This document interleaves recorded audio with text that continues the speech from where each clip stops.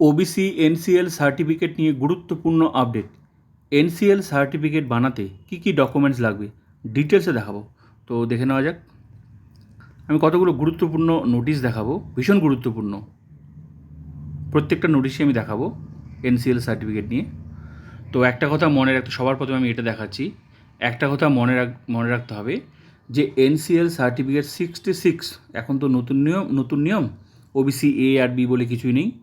66 সম্প্রদায় কিন্তু ওবিসি তালিকাভুক্ত, তো তারাই কিন্তু এনসিএল সার্টিফিকেটের জন্য অ্যাপ্লাই করতে পারবে।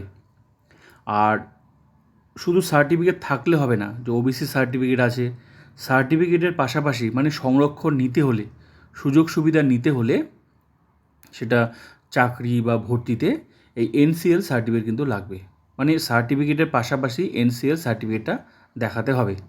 তো সবাইকেই করতে হবে। তো এই এনসিএল সার্টিফিকেট বানাতে কী কী ডকুমেন্টস লাগবে, মানে গুরুত্বপূর্ণ আপডেট। তো অনেকগুলো নোটিশ দেখাবো,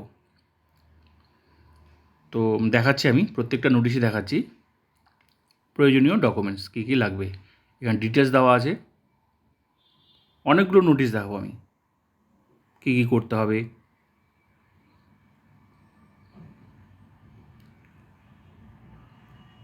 আগে যেটা ছিল ওবিসি এ আর বি, সেটা তো এখন উঠেই গেল।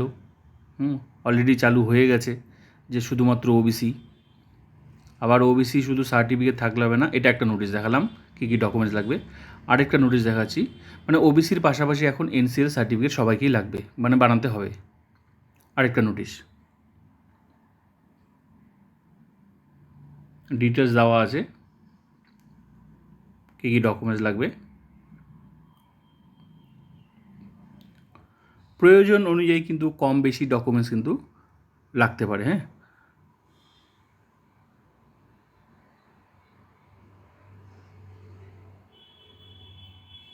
এগুলো সব এনসিএল নিয়েই কিন্তু নোটিশ।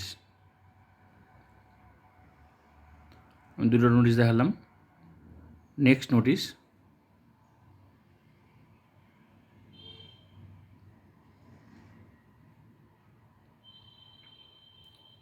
আর এখন তো নতুন নিয়ম যে ওবিসি সংরক্ষণ হচ্ছে 7%, আগে যেটা ছিল 17%।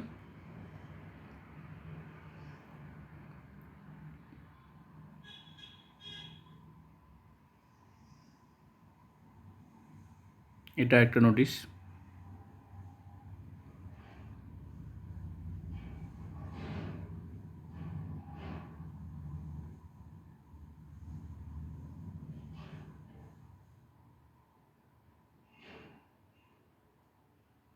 আর একটা নোটিশ আছে।